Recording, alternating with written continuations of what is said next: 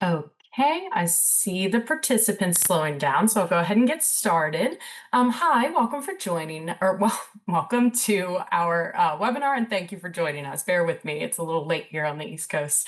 My name is Abigail Trice, and we'll get into introductions in a little bit, but we are here with the STARS, or Small Town and Rural Students College Network, to talk to you a little bit about the transition to college and what support services are available to you, kind of in general, and then also specifically on our campus. So we'll kind of talk a little bit about what they are, and then we will get into how they play out on our campuses. Um, but first and foremost, the Stars College Network is a consortium or a group of us, about 32 of the nation's most prominent colleges and universities, and we're 100% focused on college access, specifically for small town and rural students. So it's really a collaborative effort between our schools to bring this access information directly to small town and rural students, and also to bring them to our campuses. And we do that through a lot of different programming avenues. So we'll talk about some of those, and then we will get into this tonight's festivities. So one way that we, as the Stars College Network, support students in small town and rural communities is traveling to them. We've done a ton of trips all across the United States, gotten to meet with students in these small town and rural communities. And connect directly with them.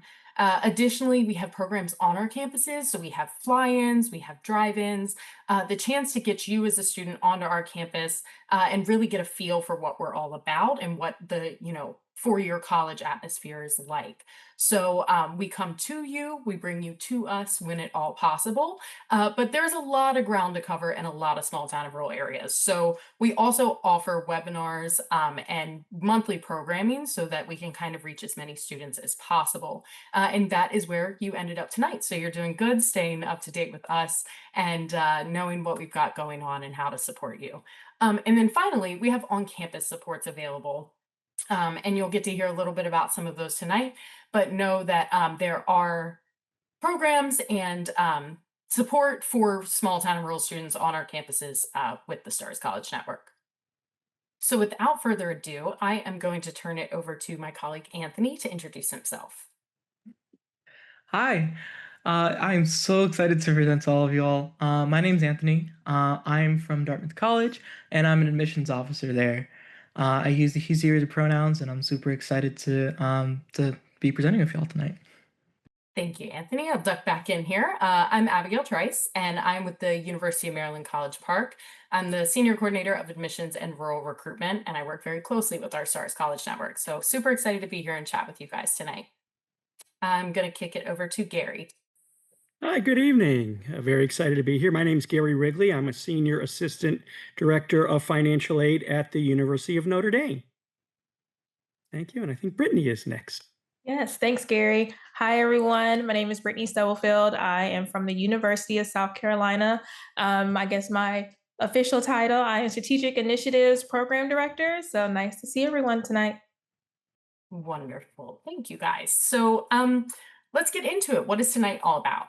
Student support services. So I touched on it briefly, but we're just going to give you a general overview of who we are, what these support services look like in general, and then some examples on our campus specifically. But I really want to highlight that this can vary from campus to campus. What, University of Maryland has, Dartmouth might not have those kinds of things, or what Dartmouth has, we don't have, vice versa.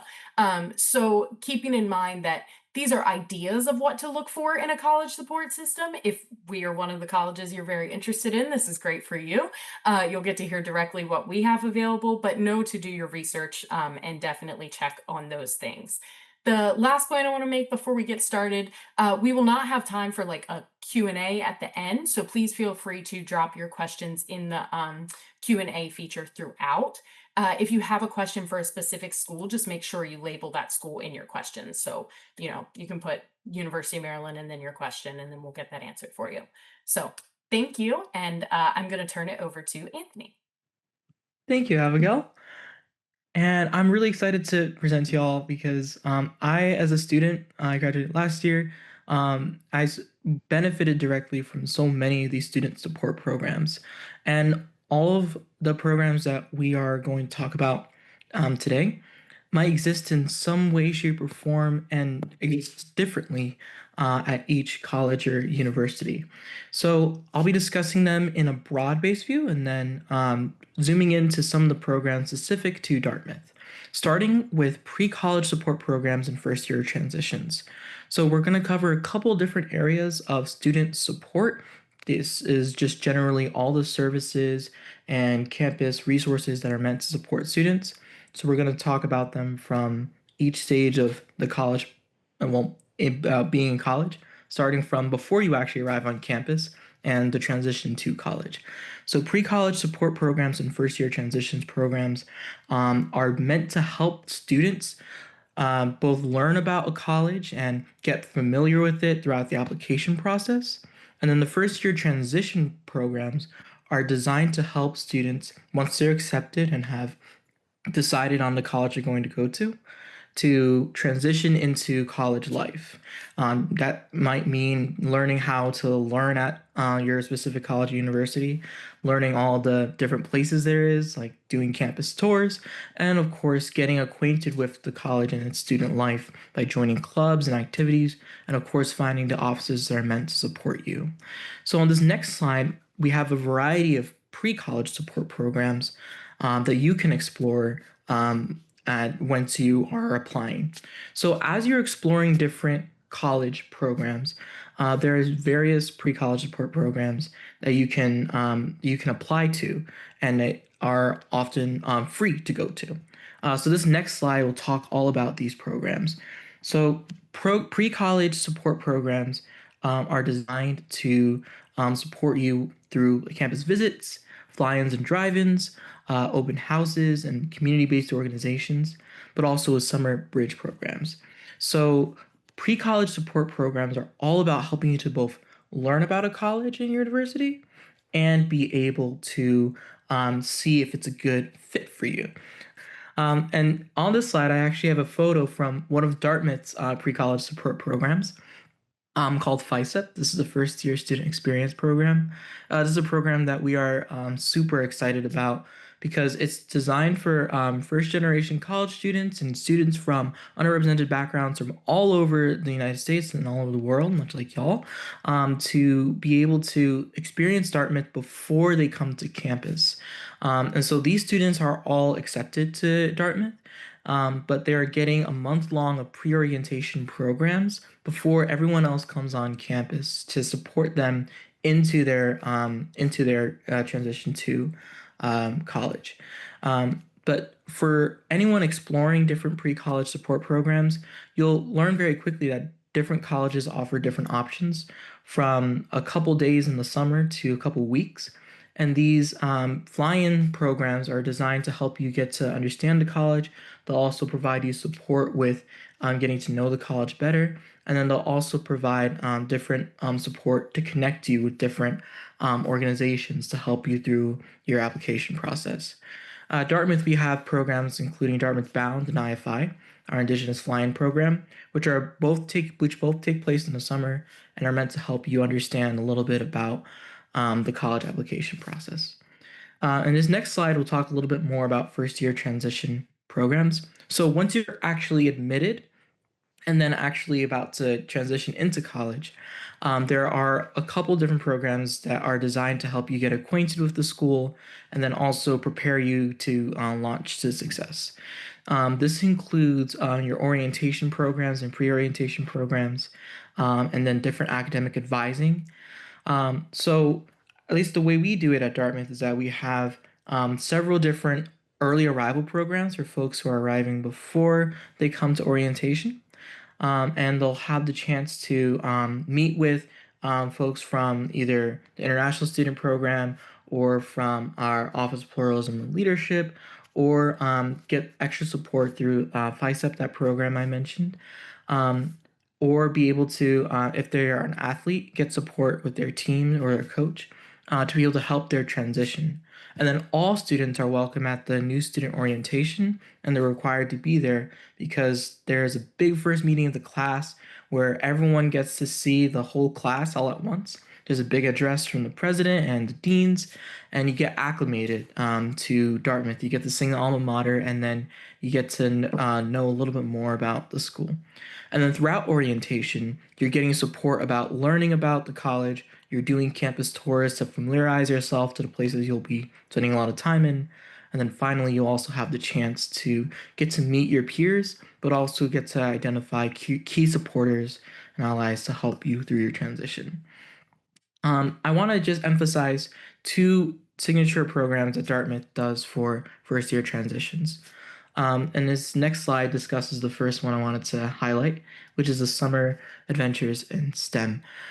This is a cool program that we have for students interested in STEM and STEM adjacent majors and careers, and it's meant to help students get acquainted with those majors and learn about the different supports and tutoring services that we have before they get on campus. And so admitted students will be able to do that prior to their orientation and arrival. And then in this next slide and final slide from my part, this is a first year student enrichment program. I talked a little bit about it already, but I want to emphasize it because it's run through a whole office dedicated specifically for first generation student experiences. And it's designed to really help folks get acclimated and make their transition and make it well. And as you start to transition, there will be a lot of opportunities to make new friends and find support. But these types of programs are really meant to help you find your feet once you land at college. And as we continue, you'll want to understand all the other resources you'll be able to access once you get out to college. So I'm going to pass it off now to Gary. Thank you so much, Anthony. Appreciate that. Again, my name is Gary Wrigley from the University of Notre Dame, and just a very brief overview of the University of Notre Dame. We are a global Catholic research university focused on educating the mind, body, and spirit. With the intention of having students who are exceptional leaders motivated to be a force for good in the world. We were founded in 1842. We are located in South Bend, Indiana. We have about 8,800 undergraduate students and about 4,200 graduate and professional students for 75 undergraduate majors in 6 areas, including the arts and letters, science, business, engineering, architecture, and global affairs. And we are really focused on a vibrant campus community. Over 80% of our students live on campus in residence halls and are involved in over 500 student life activities, including nationally recognized Division I athletics. So I'm going to be talking about financial supports and specifically about financial aid in general. So on our next slide, as you're doing your college search, the most important thing is looking for the college that is the right fit for you. And there are many aspects of this, but specifically you'll be looking for schools that you feel are the right academic fit for you, the right social fit for you, but also the right financial fit for you. And as you are starting your college search, it'll be important as you're looking at various colleges to know what the deadlines are for each specific college and university that you're considering, and make sure that you do meet those deadlines. It's important to know in the financial aid process, it starts not with financial aid, but actually the application process. No college is going to provide you with a financial aid notification until you have been applied and have been admitted into that university.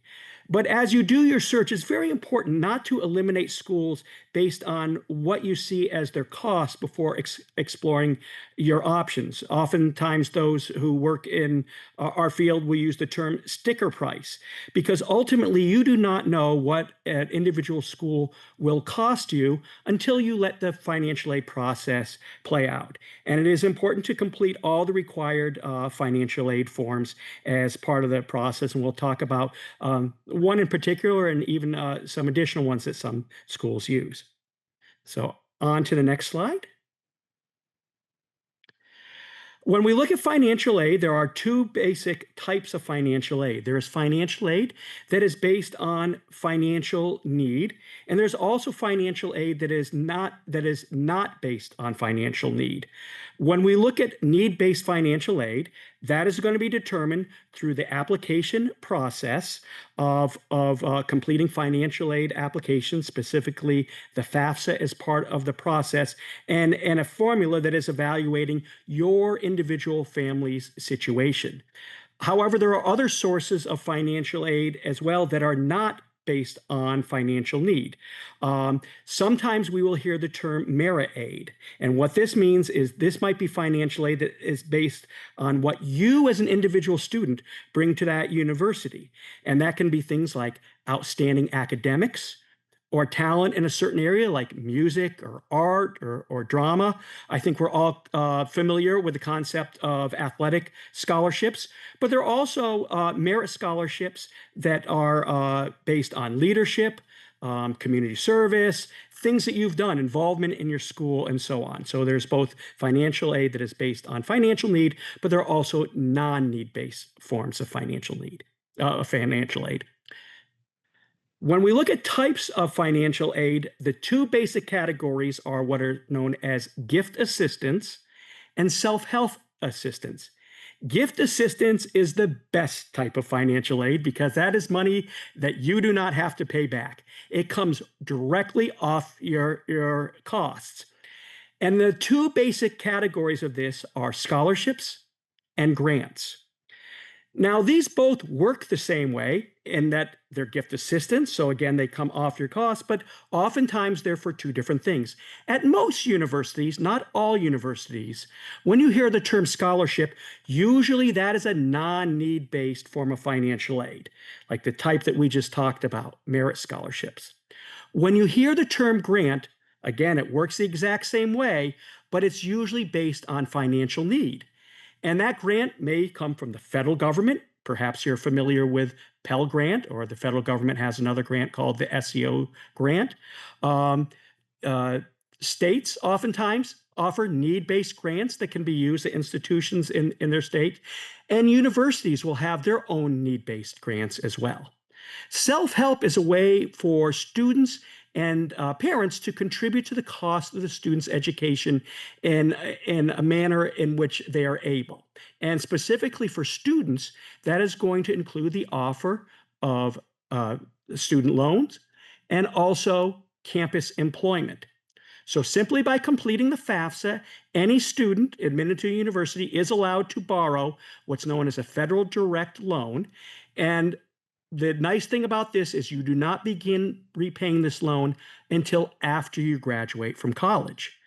But also, colleges will offer opportunities to work on campus, and sometimes that funding may come from the federal government through what's known as a federal work-study job, or colleges may have their own funds for campus employment as well.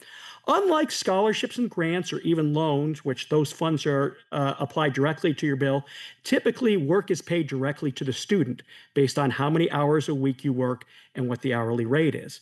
And one other form of work is at residentially based universities is they need leaders among students. And oftentimes in the latter part of your college career, you may have the opportunity to be a resident assistant, or RA, and that is a position where you're actually living in a residence hall, but you're really working for the Office of Residence Life, and oftentimes in exchange for that position, you may get a free room and a meal plan. Next slide. Every college in America has what's known as cost of attendance, and this is going to vary greatly from institution to institution, but it's going to be made up of the same elements. And these are going to include direct costs, in other words, things that you're directly billed for by the school, but also other costs that we know that you'll incur. So direct costs are going to include tuition and required student fees, and if you're living on campus, the cost of your housing, and also a meal plan. But again, we know that there are additional costs as well, and those are going to include things like transportation, getting to and from campus, books and supplies, and miscellaneous and personal expenses. You're probably going to have to buy toothpaste when you're in school, and things along that line. So every school is going to set their own cost of attendance, but it's going to be made up of these elements. So we'll move to the next slide. The next part of the equation for figuring out need-based financial aid is what's known as the Student Aid Index. And this is a number that will be used to determine eligibility for need-based aid. And it is calculated using information that the student and parents have included on the free application for federal student aid, or FAFSA. And this is a government form. It's through the Department of Education of the federal government. It is something that most people will complete certainly online at studentaid.gov. And it will collect information on both your family, the composition of your family, but also on income and also assets as well, things like savings or investments. Now, for those of you who are current high school seniors, you will complete the 2026-27 FAFSA because that's when you'll be starting your college career. And that will be available, we anticipate, on October 1st of this year. It's important to know the deadlines for each school, but the earliest that you can complete it is October 1st. And it is very important to know that 2026-27, because if on October 1st you go in there, you will see both a FAFSA for 2025-26 and for 26-27, because there are still some students who are applying for financial aid for the current year. So it's important that you do complete the correct one. So we'll move to the next slide.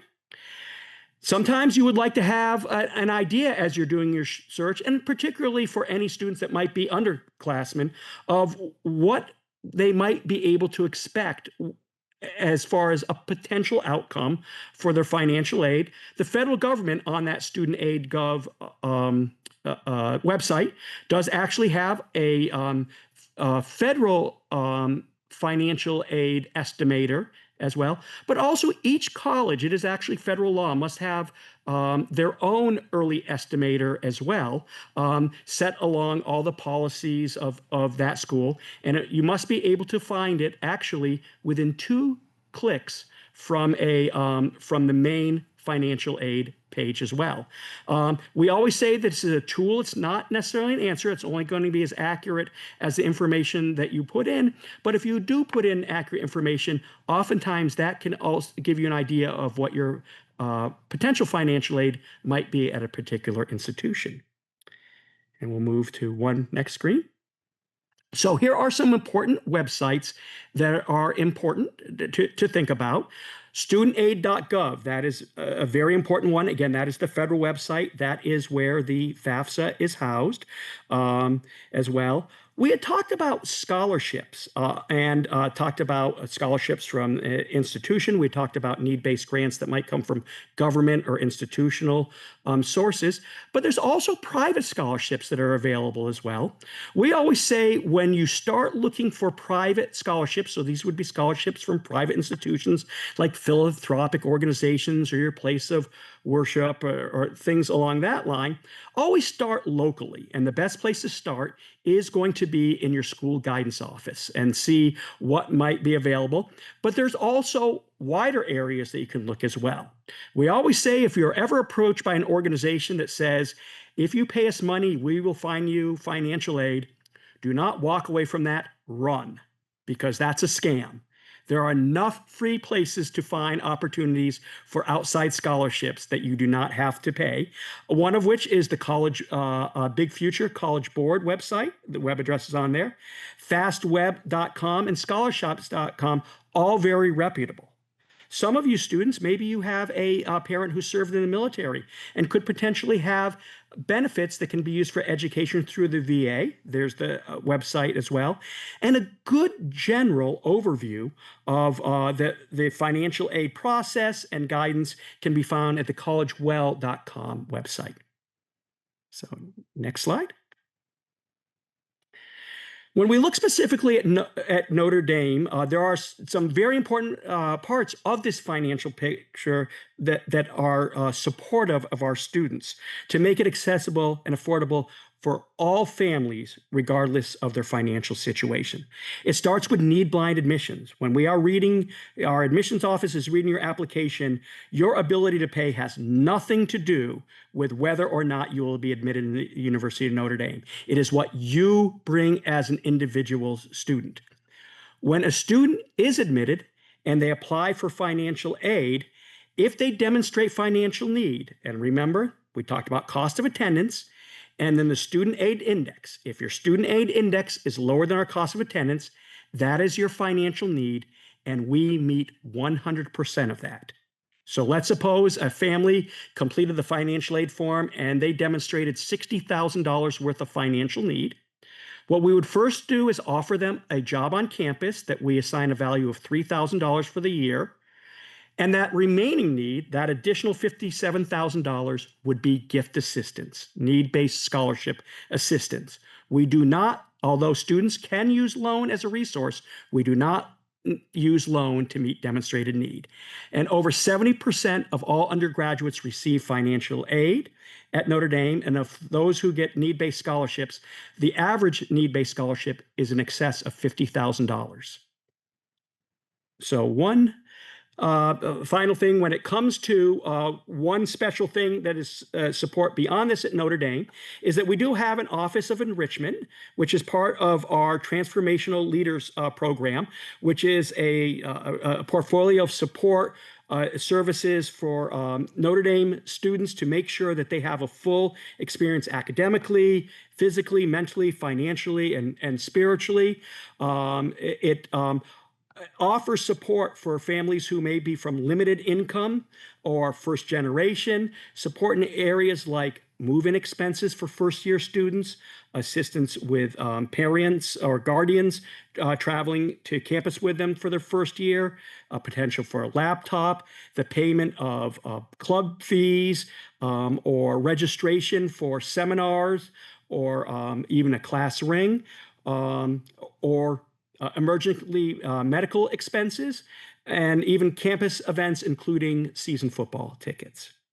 So that was a quick overview of financial aid in general and a few specific things about the University of Notre Dame. And I will pass it over to Brittany. Thanks, Gary. So I first like to say congratulations to each and every one of you for taking this first step and learning about everything that's out here to offer you, even if it's Notre Dame, if it's USC. Us colleges here in the STARS Network are here to support you in every inch of your college search journey. So I like to say congratulations of taking that first step, even if this is your first webinar or your 16th webinar. We're here to support you in every step of the way. But off my soapbox. Again, my name is Brittany Stubblefield. I am from the University of South Carolina, the home of the Gamecocks. But I like to talk to you about campus resources. So when you're if you're a senior, you're a sophomore, freshman, or anywhere in between, when you're starting doing your college tours, start looking at campus resources.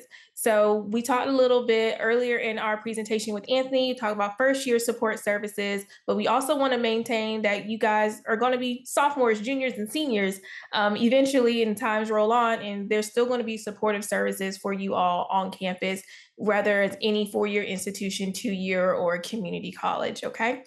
Hit the next slide for me. Thanks. So I like to highlight a few different options that we do have at the University of South Carolina, but it's something to keep in mind when you're doing your college search or on college tours and looking at the right fit for you.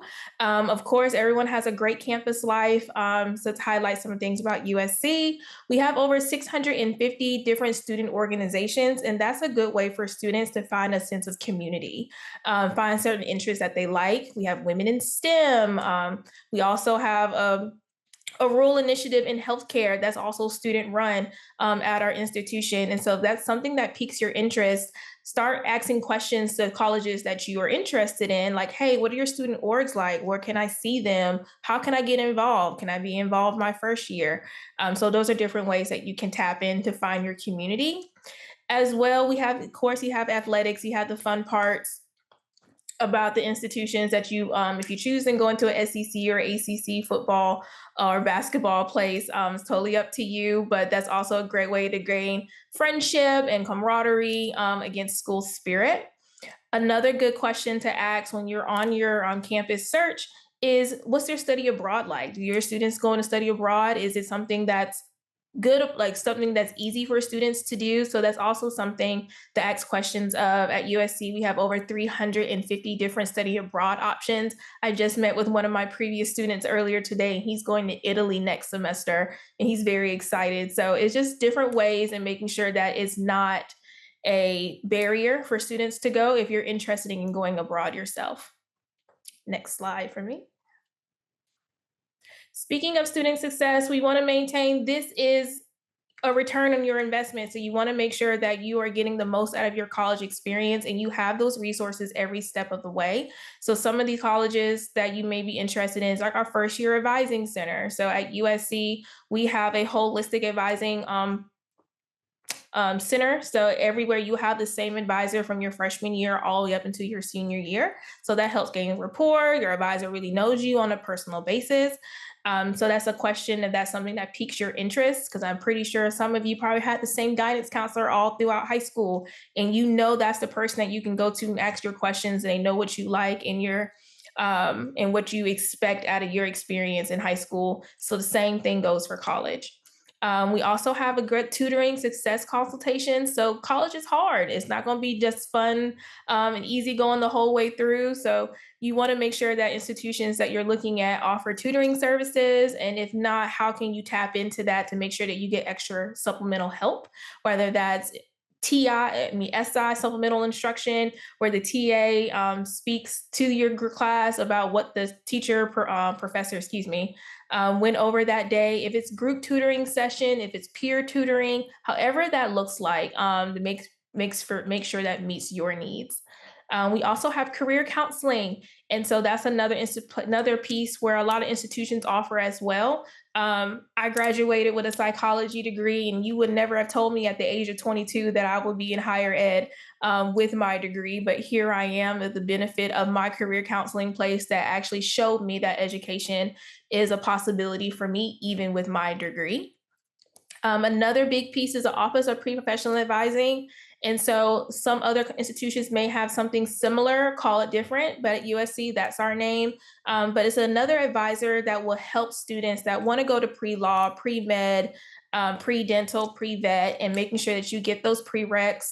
It's not mandatory. Students can elect to meet with this advisor once a month. They can help with LSAT or MCAT testing, interviewing skills for law school or medical school, et cetera. So that's just an extra person on top of your academic advisor that can help get you where you need to be.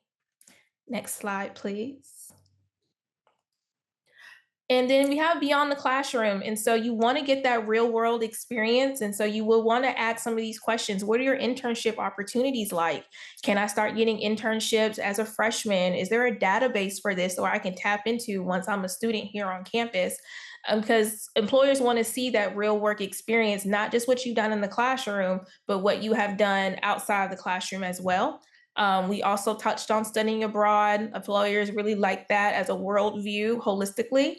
USC, we are our R1 institution, Research One institution. So our students as a freshman can start doing research with a professor on day one.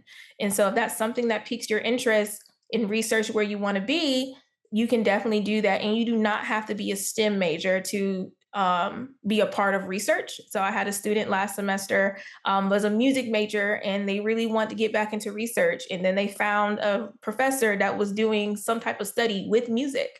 And so they was able to get the best of both worlds. We have a whole database that you can tap into to see what professors are doing what. And it's really simple.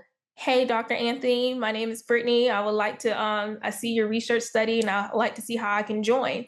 And so it's really conversational, and our professors on our campus really enjoy that students do that.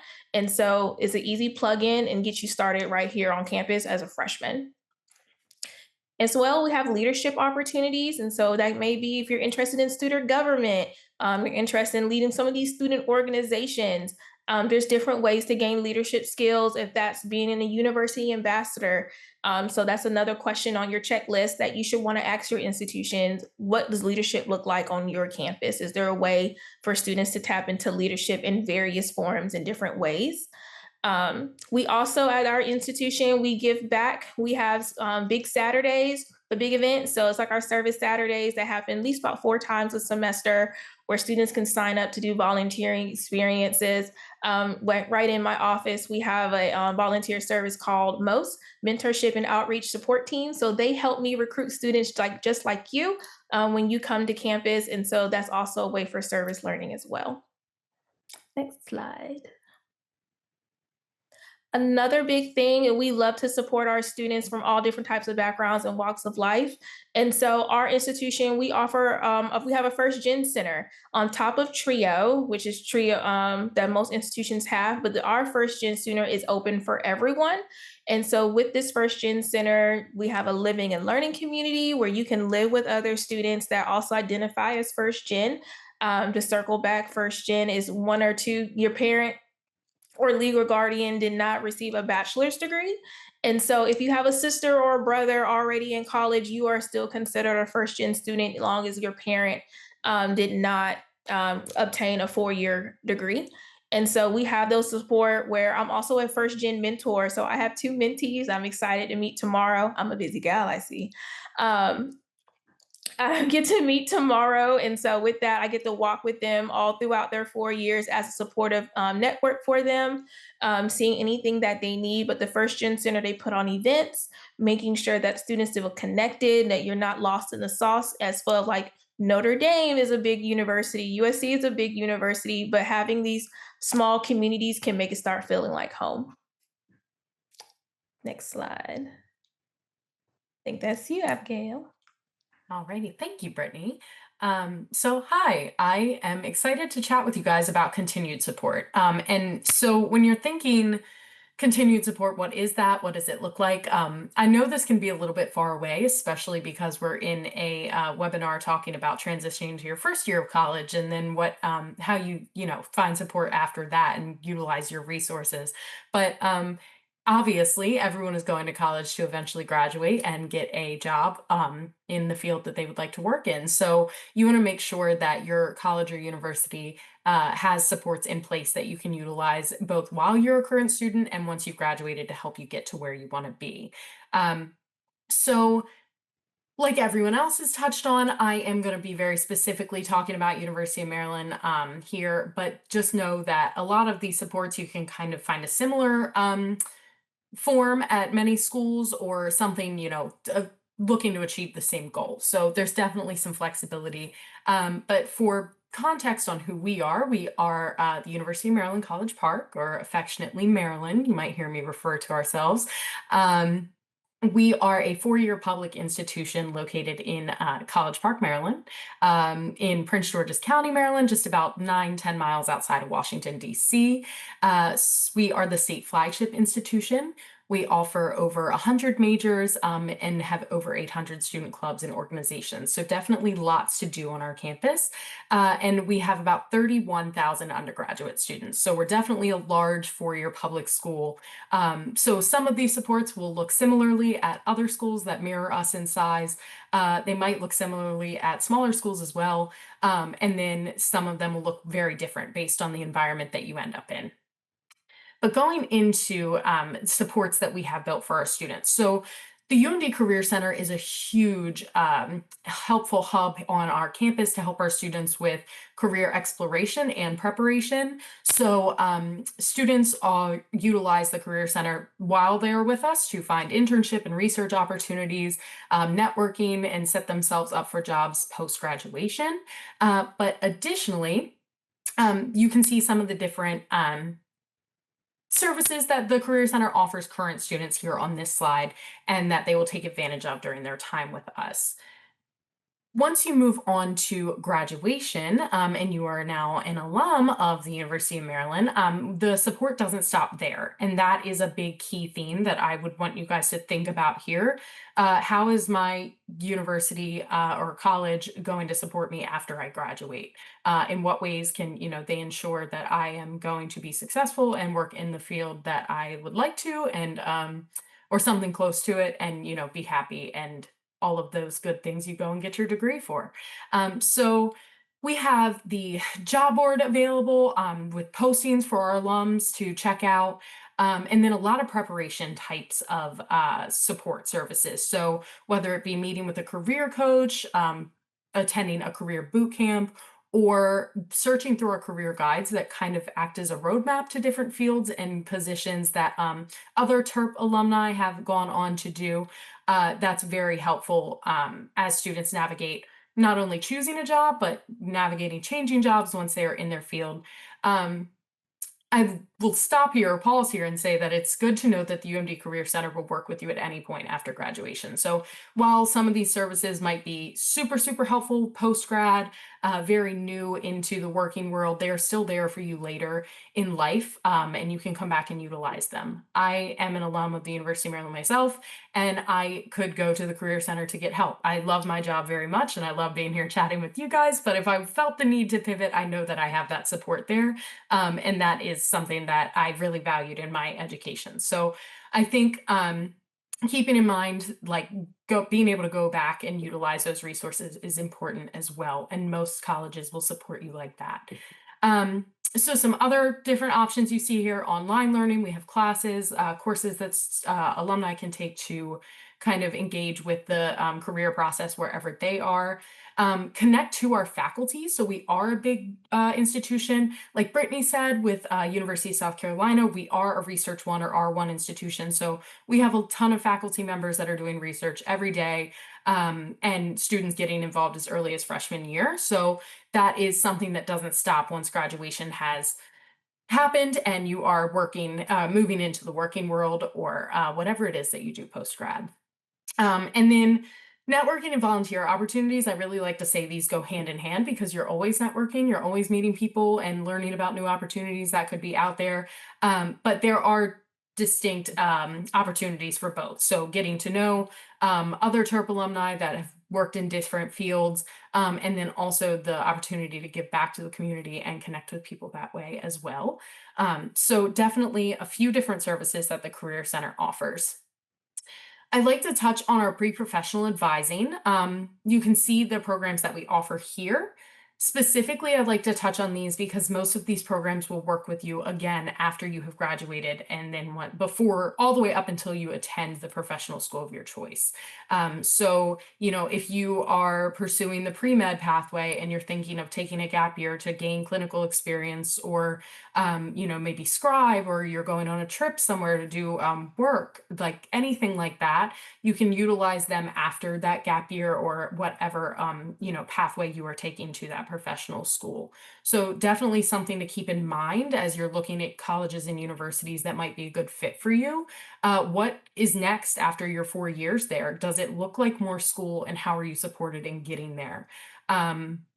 It is nice too to explore the flexibility that different programs have. And a lot of this, you can just contact the schools and ask them about it. Hi, I'm interested in this program. Can you tell me a little bit more about it? And that is our job. We're happy to tell you about it. So definitely thinking in this vein of what services are available if you know that you want to attend professional school. Okay, so another thing that we do is career fairs. This benefits current students as well as alumni in terms of both can attend. Um, so we do campus-wide and then specific career fairs as well.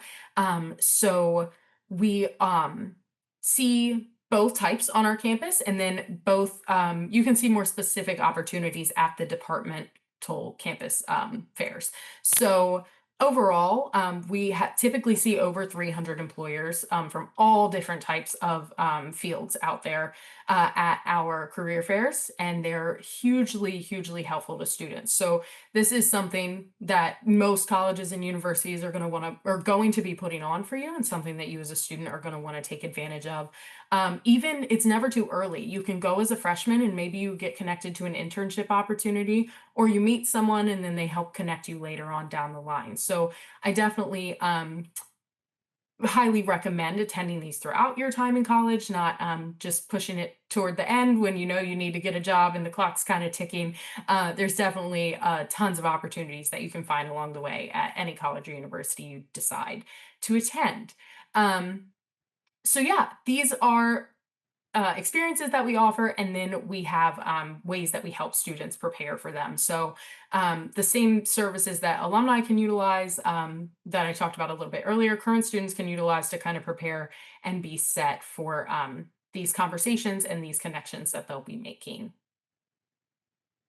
Okay, and then the another way that we really like to help our alumni is stay connected. Just the closer you can be to your university and people that are doing things like similar to you and then different from you as well, but just helping advise what your career path is, what you want to be, what you want to do, and then keeping up with what your peers are doing, so you're kind of in the loop there.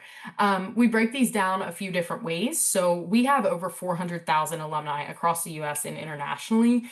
So we have the great privilege of being able to break it down in a lot of different ways. We have a lot of alumni to work with.